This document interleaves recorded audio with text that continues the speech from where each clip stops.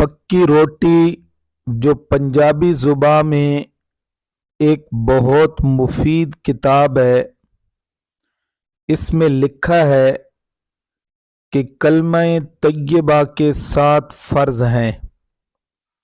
Number 1، کلمہ پڑھنا۔ Number 2، صحیح کر کے پڑھنا۔ نمبر 3، مد کے ساتھ پڑھنا۔